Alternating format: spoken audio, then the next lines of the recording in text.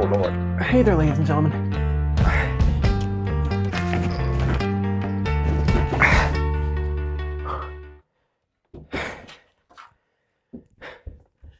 This is the OriginPC Genesis model, which comes with the biggest case you've ever seen and a 3080 among other things. As you can see, it is, well, it's about the length of my chest. Today, I want to try something that I think will help out my cause a lot, because this is a very high quality machine and all the equipment is still valid to use in 2025. This is the CoolerMaster MasterBox Q300L. It is a third of the size and at least a quarter of the weight. In today's video, we're finally trying to redeem my first video from Motch in 2024, where I tried to shrink this PC with no knowledge whatsoever. Yeah, that didn't go too well. But today, we have a year of research and development and some cool sketches under my belt, and I'm excited to see how we can shrink this OriginPC.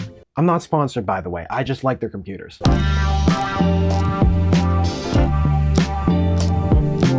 So I got a little overexcited here because I'm not actually going to be keeping this on the desk for right now. What I am going to do is flip this and attempt to open it, I guess I would say, because I don't really know what I'm getting into here. As you can see, I have set up an overhead camera, which is currently filming a better angle for you guys, so you can see exactly what I'm working on, because you're all the way over there. Let's just start by making sure that everything's powered off. We're going to hold the power button for about 15 seconds, just to make sure that there's no power going through the system, draining the whole thing. Now, we can open up this very thick case. We're gonna be replacing the motherboard, meaning we should probably focus on that first. But there's a lot here that we need to worry about. And there are definitely some big and small screws, which is why I have this tiny screwdriver for all the tiny screws. And I also have a larger screwdriver. My first priority is the CPU and the CPU block. Touch a grounded metal object to avoid static discharge. Okay, that's good. Unplug the fan cables from the motherboard or the fan hub. Let's temporarily lift this up here. Very gentle. Thank you. Oh.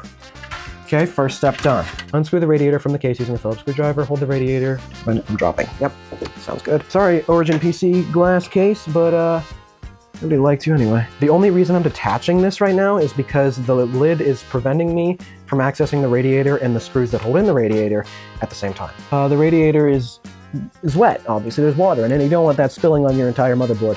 So that's just a tech tip for you. I ordered purple. We're unscrewing it from the back because this is a fan for the radiator, but this back here is the radiator itself that is attached via the case, and you can see it's already rattling. So after I get the first screw, I'm going to start holding it, and it's only attached at the top for some reason. I think I got rid of these screws at some point, because there's no way it came like that. That would have been very sketch. This is the entire radiator that holds all the cooling and stuff that's attached to the CPU. So now, we're going to prevent it from spilling by setting it down gently. So, next step, we're going to use the tiny screw for this. We're going to do this diagonally. We don't want uneven weight on the CPU. We don't want one side to be heavier than the other when we take this off. I have never done this before, as you know. As you know, if you watch my channel, I have never successfully done this. I'm just kind of unscrewing everything. I don't really know what it does. This is the last screw, so now we gently lift the whole thing off.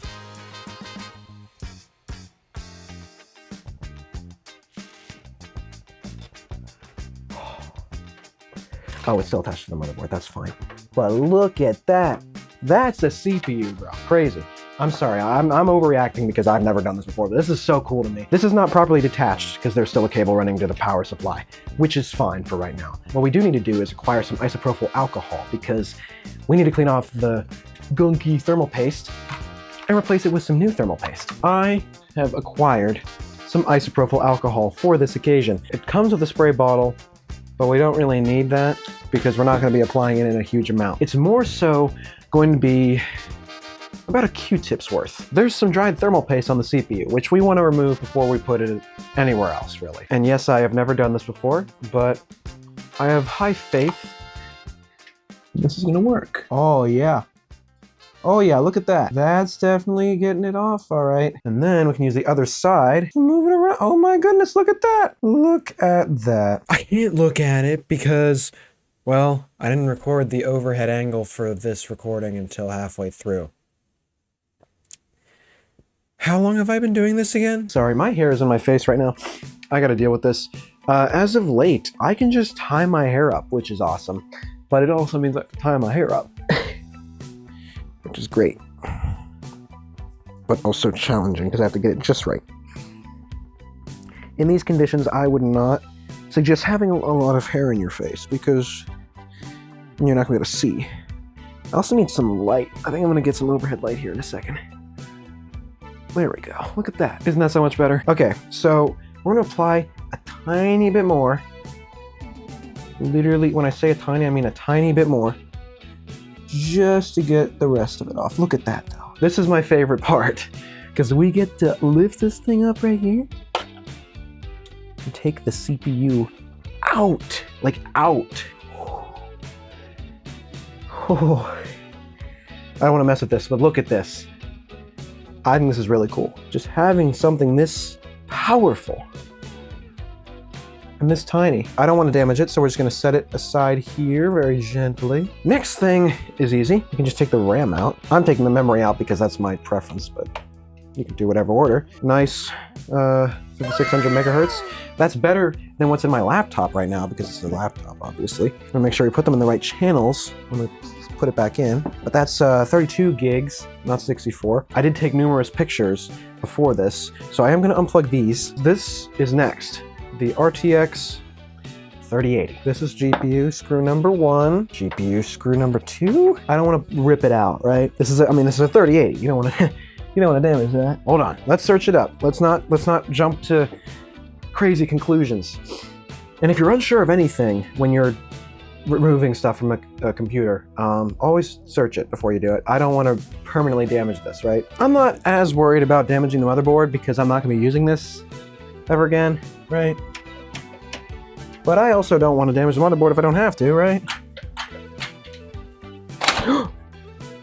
Oh. Okay, well that was that was scary. And look at that. Now we have the RTX 3080 in the palm of our hands. Look at that. But yeah, that was way easier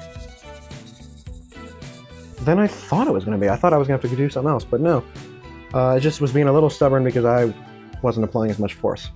So that's that. That was way scarier than I needed it to be. We're not going to drop that. I'm going to put it at the edge of the table, but we're not going to drop it. Technically, we don't have to take this motherboard out. We don't have to. I feel like we should keep it in for reference so we know where everything gets plugged in the new motherboard, but there is some stuff we still have to unplug from it. It's all gross. Oh, I did it! I did it. Okay, so now we're going to set this over here because the plug never needs it again, but just in case, we're going to have it, okay? Now, the moment I've all been waiting for. Oh, actually, we need this. Holy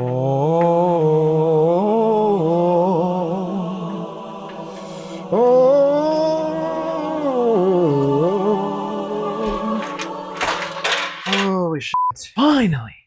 Finally, that ridiculous case is out of my life. Now, for the part of the video that I deem more interesting, for the first time I am opening a new motherboard.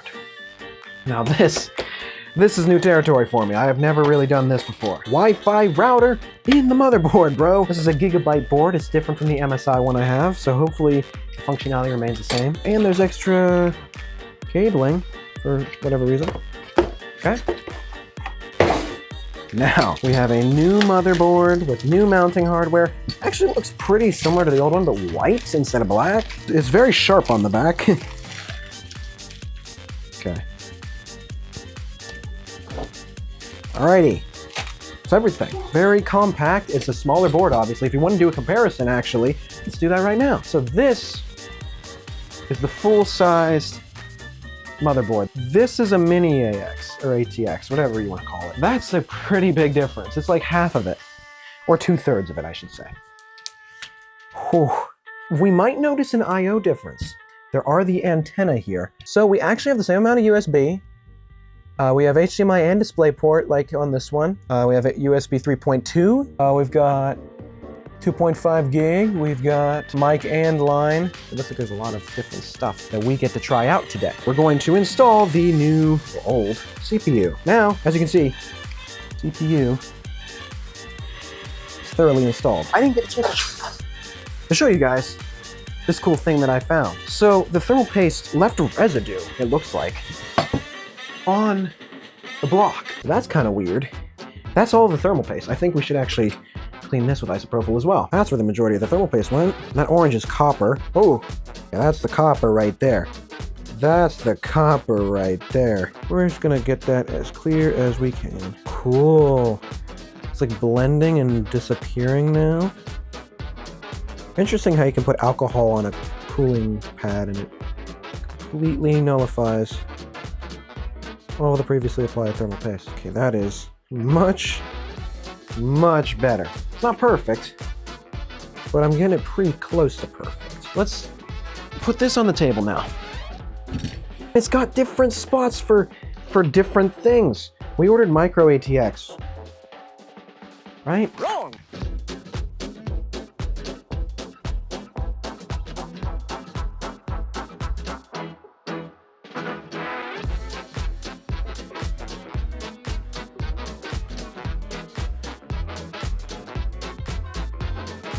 Everything's gonna be so tightly packed, I doubt the thermals are gonna be any better. It's gonna be okay, because I am okay with this not being the best. I'm just okay with it being small.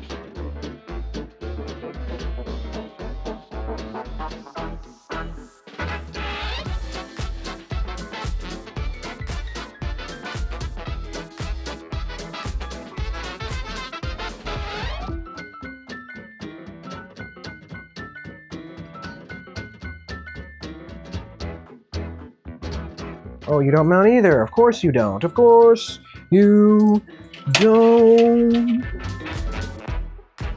I'll fix the rest of this on my own time. Nobody wants to see me screwing in SSDs, okay? Nobody wants to see that, okay? If somebody wants to see that, they're deranged. So we're gonna end all the recordings right now, actually. Ladies and gentlemen, I have a mix of emotions right now, so let me just get into it. First of all, this computer case is not the right case for the motherboard I ordered. It's just not. There are no mounting points that fit this AX motherboard. Basically, ChatGPT lied. Who could have thought? Now, despite that, this fits pretty much perfectly, and I could not be happier about that. This motherboard actually fits into this case despite the fact that there's no way to really mount it, and that's okay. Second, when I was filming on that camera right there to get the installation of everything in here, about 30 minutes of that recording just didn't get recorded because my phone died. So I only have about an hour and 45 minutes of this, and most of it was actually taking it out of the old case, which was what I was really focusing on anyway. If you're actually curious about how I got all this done, I can do a quick summary. Let me be clear. This is the jankiest PC building you will ever see. This isn't even mounted correctly because this doesn't fit, and the I/O is constantly just up against the 3080, which barely fits, but it does fit. I'm surprised about that. That's actually mounted very well. This and all the other cables that go to this that are on the front are all tangled up. Hopefully won't get hit by the exhaust fans or by the intake fans. I'm dropping 700 screws down here, sorry. If we go back here, it's even jankier. So this is the old controller for all the fans and the RGB fans and stuff like that from that case over there. It is now, you know, zip tied to the back of the motherboard. These are the two storage drives. They are mounted with zip ties because there's no place to put them. This was where a hard drive would have gone. And all of these cables are just jankily strewn back here, but these are technically all the fans that came with my original computer, so technically this is receiving power and it's going to the motherboard. I think this should work. I am slowly becoming okay with this not working out, because worst case scenario, I lose a $3,500 computer. Okay, maybe I shouldn't be okay with that not working. I have not tested this, is what I'm saying. I have not tested if all of this works together cohesively. I am only 90% sure, that's a little high, I'm only 65% sure that everything is plugged in correctly and it'll not overload everything, right? I have the Wi-Fi on here in case we make it that far. I'm about to press this button right here, and then we're gonna see what happens. Actually, I gotta make sure the power supply is on. 3, 2, 1. Yo! Yo! Oh my god! Oh my god! Oh my god! Yes! Yes! Dude! Okay, it's very loud. Obviously. We can configure the fans, but dude! I didn't know this was gonna work. Dude, when I tell you this was literally first try, this was first try. Look at this, look at this. The cable cover lights up. That's f***ing awesome. This right here lights up. This down here in the corner lights up for some reason.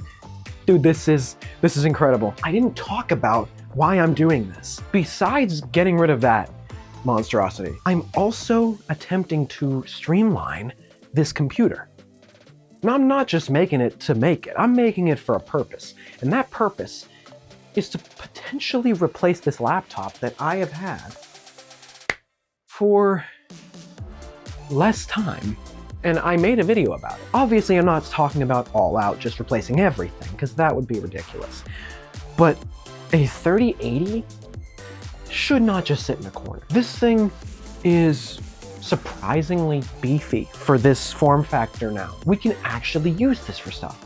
So, I'm rambling. I'm basically trying to either make it a streaming PC or an editing PC. Now, for those of you who watched my review of the newer laptop from OriginPC, you know that this might be confusing because this thing has a 4070 and it also has twice the RAM and can run DaVinci Resolve faster than this probably ever could.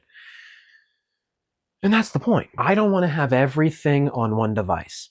I want to have this thing be my at-home gaming device. Since this is an actual 3080 and not a 3080 laptop GPU, it is going to have the full performance of an RTX graphics card. I've been struggling with some games because of the mobile GPU, and that's okay. That's more suited for CPU stuff. I can suit that thing more for editing and for processing stuff. This can be my gaming computer. I can't believe we did it. I can't believe it was possible.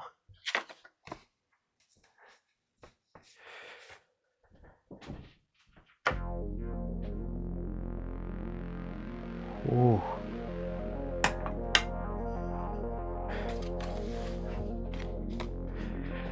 I can't believe it. I really can't. In fact, let me show you. This was the original sketch I made. This was probably going to be the thumbnail. And just for fun, let's do one final comparison. This was a journey. It was a task I thought insurmountable when I first conceived this video idea. But now, we have discovered that if you want to achieve small dreams,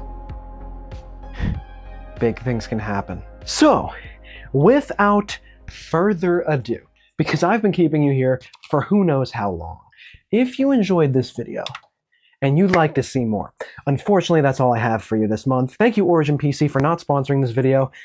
What else do I have to say? Don't try this at home. Don't recreate what I did unless you are sure that the outcome will be positive. Or you don't care about losing a computer. Like if you have a 1080 instead of a 3080 or a 3900 instead of a 13900, you know, stuff like that. Otherwise, this is all for entertainment, fun, and games. As always, I will see every single one of you capable, amazing people in the next video. Bye-bye!